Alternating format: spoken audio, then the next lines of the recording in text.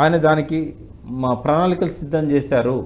అది 2 లక్షల ఎకరాల ఆదిలాబాద్ జిల్లాకి ఆసిఫాబాద్ జిల్లాకి నీళ్ళు ఇచ్చే ప్రాజెక్టు.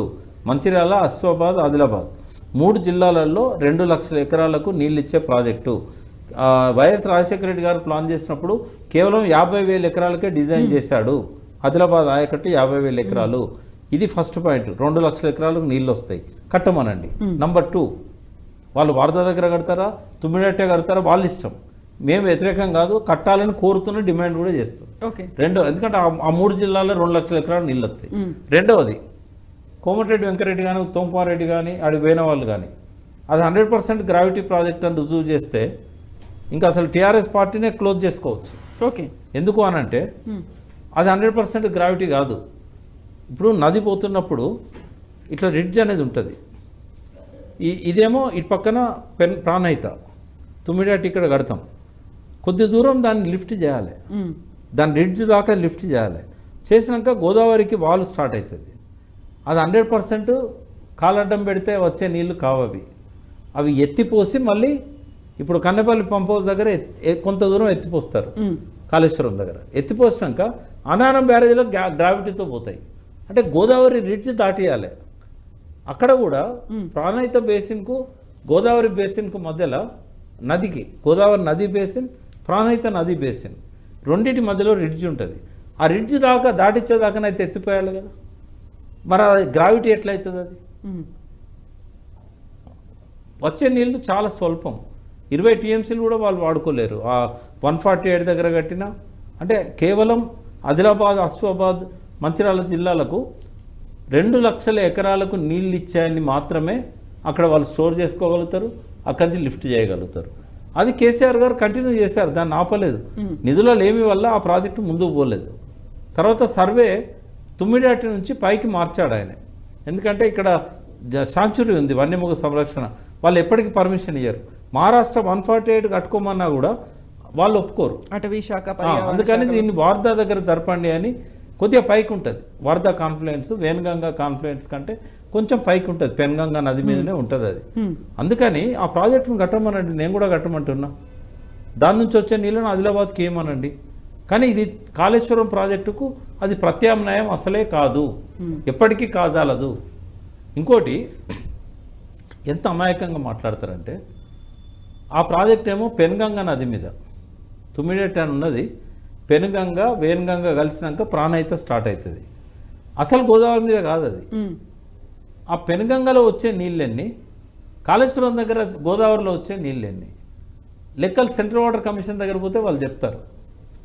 కిందికి వచ్చిన తర్వాత ఎన్ని రకాల అడ్వాంటేజెస్ ఉన్నాయంటే, ఫస్ట్ తెలంగాణ, సగం తెలంగాణ మానేరు, మంజీరా బేసిన్ ఏదైతే ఉన్నదో అది నిజామాబాద్ మెదక్కు పరిమితం.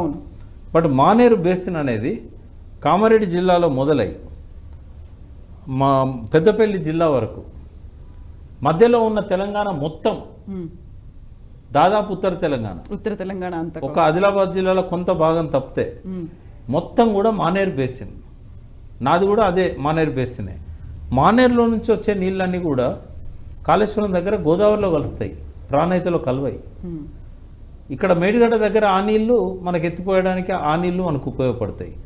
ఇది ఒక్కటే కాకుండా పైనుంచి ప్రాణహిత తుమ్మిడాటి నుంచి కాళేశ్వరం దాకా, అంటే ఒరిజినల్ ప్రాణహిత నీళ్లు కాళేశ్వరం దగ్గర నుంచి పోసుకోగలుగుతాం. కానీ అక్కడ వచ్చే తుమ్మిడాటి దగ్గర వచ్చేటి చాలా పరిమితం. అవి ప్రాణహిత నీళ్ళే కాదు, అవి వేణగంగ నీళ్లు, వార్దా నీళ్లు, పెనుగంగ నీళ్లు. అవి గోదావరి నీళ్లు కాదు, అవి ప్రాణహిత నీళ్లు కాదు. తుమ్మిడాటి దగ్గర కట్టేటి అక్కడ స్టార్టింగ్ పాయింట్ ప్రాణహిత. అక్కడి నుండి కాళేశ్వరంలో కలిసేదాకా నేరుగా ప్రాణహితలో కలిసే నదులు, మహారాష్ట్ర నుంచి, సిరివంచ నుంచి, దట్టమైన అటవీ ప్రాంతం నుంచి వచ్చే వాగులు, తెలంగాణ నుంచి వచ్చే ఈ మానేరులో కలిసే వాగులు, తర్వాత నేరుగా గోదావరిలో కలిసే వాగులు, ఇవన్నీ కూడా చాలా ఎక్కువ నీళ్లను కాళేశ్వరం దగ్గర మనకు అందుబాటులో తెచ్చాయి. కేవలం తుమ్మిడాటి దగ్గర కడితేనే సెంట్రల్ వాటర్ కమిషన్ చెప్పినట్టుగా 100 టీఎంసీల కంటే ఎక్కువ దొరికే అవకాశం లేదు. వచ్చే 100 టీఎంసీలను కూడా లిఫ్ట్ చేసే అవకాశం లేదు. ఎందుకంటే తుమ్మిడాటి దగ్గర కట్టే చాలా చిన్న రిజర్వాయర్. వాళ్ళు ఆ 90 రోజులలో ఈ 100 టీఎంసీలను లిఫ్ట్ చేసుకోగలగడానికి ఆ చిన్న రిజర్వాయర్ నుంచి అవకాశం లేదు. కాబట్టి ఇవన్నీ ఫ్యాక్ట్స్ ఇట్లుంటే వాటి మీద అవగాహన పెంచుకోవాలి. నేను వాళ్ళు తప్పట్టట్లేదు, వచ్చి 20 రోజులు కాలేదు, మీకు ఎంత అవగాహన ఉందో అంతే మాట్లాడవచ్చు కదా, లేదా అవగాహన పెంచుకొని మాట్లాడవచ్చు కదా. అవగాహన లేకుండా ఇష్టం వచ్చినట్టు మాట్లాడితే మీకు ఇవి రేపు వ్యతిరేకమైన సాక్ష్యాలు అవుతాయి. ఎంత అపరిపక్వతతో మాట్లాడిన మంత్రులు అనేది చెప్పుకుంటే సిగ్గుపోతుంది ప్రజలు. అయితే ప్రకాష్ గారు, ఇక్కడ కీలకంగా కనిపిస్తోంది ఇంకొక అంశం కూడా. ప్రాజెక్టుకు సంబంధించి మీరు రెట్టింపు చేశారు, ఒక వ్యయాన్ని దుబారా చేశారు అనే దాంతో పాటుగా పెండింగ్లు అనేవి ఉన్నాయని 9,000 కోట్ల బకాయిలు ఇంకా పెండింగ్లో ఉన్నాయి కేవలం ఈ కాళేశ్వరం ప్రాజెక్టుకు సంబంధించి. ఇదే మాట పదే పదే అన్ని డిపార్ట్మెంట్లకి సంబంధించి చెప్తున్నారు కదా, అందులో కాళేశ్వరంలో 9,000 కోట్ల రూపాయల పెండింగ్ ఉంది అనేది ఉంటుందమ్మా. ఎందుకంటే వాళ్ళు ఎస్టిమేషన్స్ ప్రకారంగా వీళ్ళంతా చెక్ చేస్తారు. వాళ్ళు హ్యాండ్ ఓవర్ చేసిన తర్వాత అప్పుడు బిల్స్ పే చేస్తారు. ఈ ప్రాసెస్లో చాలా ప్రాజెక్ట్స్ ఉంటాయి. ఉదాహరణకు ఆన్ గోయింగ్ ప్రాజెక్ట్, అది కంప్లీటెడ్ ప్రాజెక్ట్ అయితే మీరు ఎందుకు పెండింగ్ పెట్టినని అడగచ్చు. ఆన్ గోయింగ్ ప్రాజెక్ట్ ఇప్పుడే కాదు, నేను ఇప్పుడు మీ ముందు చెప్తున్నా, ఇంకా 10 ఏళ్ళైనా కూడా కాళేశ్వరం లక్ష్యాలను ఈ కాంగ్రెస్ పూర్తి చేయదు. అంటే 2034 వరకు కూడా ఇది ఆన్ గోయింగ్ ప్రాజెక్టే ఉంటుంది. ఆన్ గోయింగ్ ప్రాజెక్ట్లో పెండింగ్ ఎందుకు ఉన్నాయని అడగలేము. ఎందుకు అని అంటే ఇప్పుడు దీనికి సింగూరు దాకా ఈ నీళ్ళని తీసుకుపోవాలి, ఆ ప్రాజెక్ట్ పెండింగ్ ఉంది.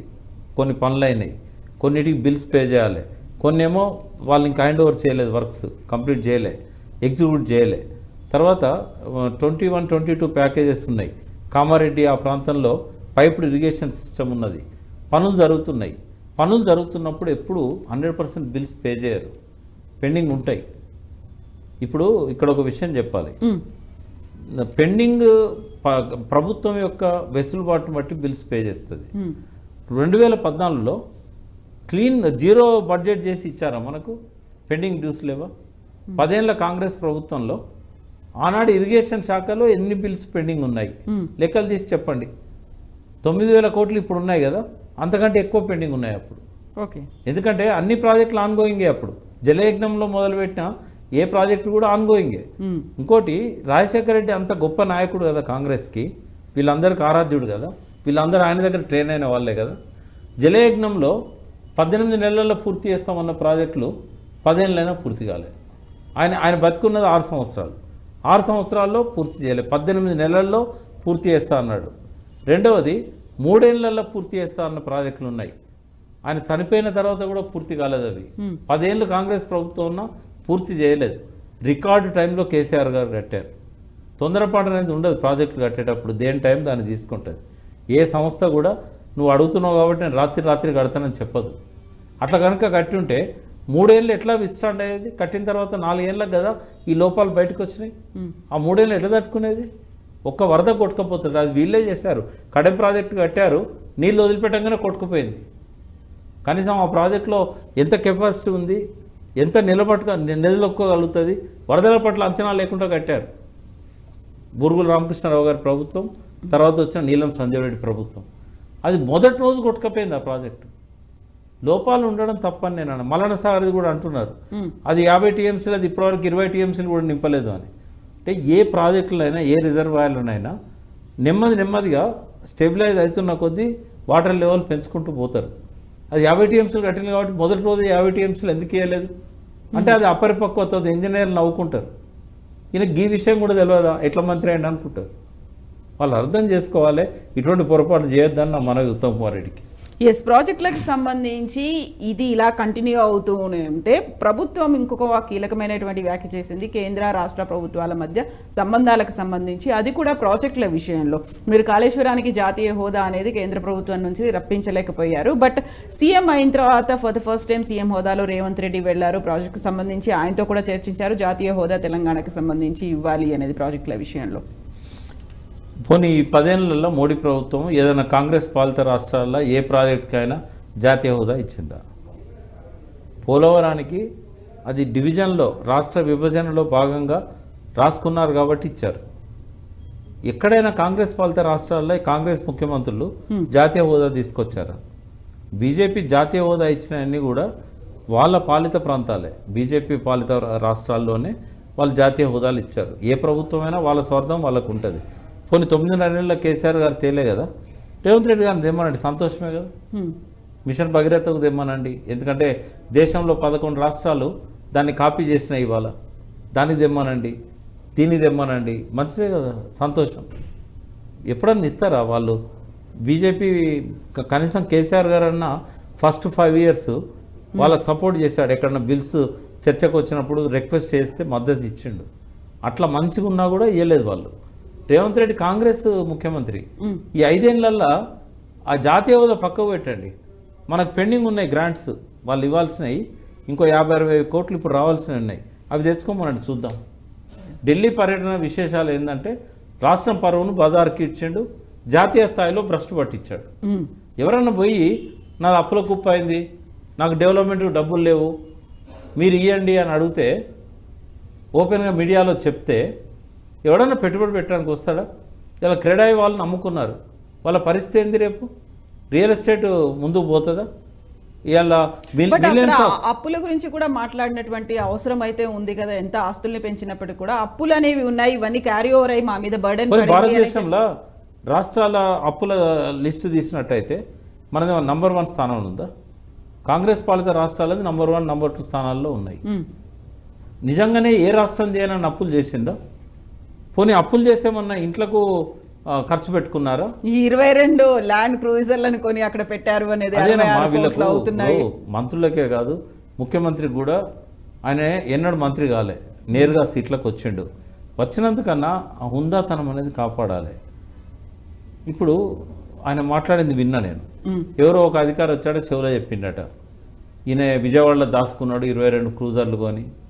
నిజంగానే జనానికి ఎట్లుంటుందంటే, అరే 22 క్రూజర్లు ఈయన సొంతానికి పెట్టుకున్నట్టున్నాడు వాడు అన్నట్టుగా చెప్పాడు ఆయన. ఒక్క నిమిషం, అది ప్రభుత్వ డబ్బుతో కొన్నాయి కదా, అది సొంతానికి వాడుకుంటారా, ప్రభుత్వానికి వాడతారా? ప్రభుత్వానికి వాడతారు. అది ఏ అవసరం కోసం విజయవాడలో పెట్టాల్సి వచ్చింది ఆయన చెప్పిండా? అది బుల్లెట్ ప్రూఫ్ తయారు చేయడానికి పెట్టారు అక్కడ. ల్యాండ్ క్రూజర్లు కొన్నది ప్రభుత్వ అవసరాల కోసం కొన్నారు. రేపు ముర్ము వచ్చింది ఇక్కడ రాష్ట్రపతి, ఆమె సెక్యూరిటీ కోసం బుల్లెట్ ప్రూఫ్ వెహికల్స్ అవసరమవుతాయి. ప్రధానమంత్రి వస్తాడు, బుల్లెట్ ప్రూఫ్ వెహికల్ అవసరమవుతాయి. ఇక్కడ మంత్రులు ఉన్నారు, వాళ్ళ రక్షణకు బుల్లెట్ ప్రూఫ్ వెహికల్స్ అవసరమవుతాయి. అంటే ఏ ప్రభుత్వం కొనదా వెహికల్స్ని? అంటే ఒక హుందాతనంతో ముఖ్యమంత్రి వాటి చెక్ చేసుకోవాలి. ఇది ఎందుకోసం కొన్నాడు, పర్పస్ ఏంది? మరి అమ్మేమనండి, ఇప్పుడు అమ్మే జమ అలా కట్టమనండి ట్రెజరీలో.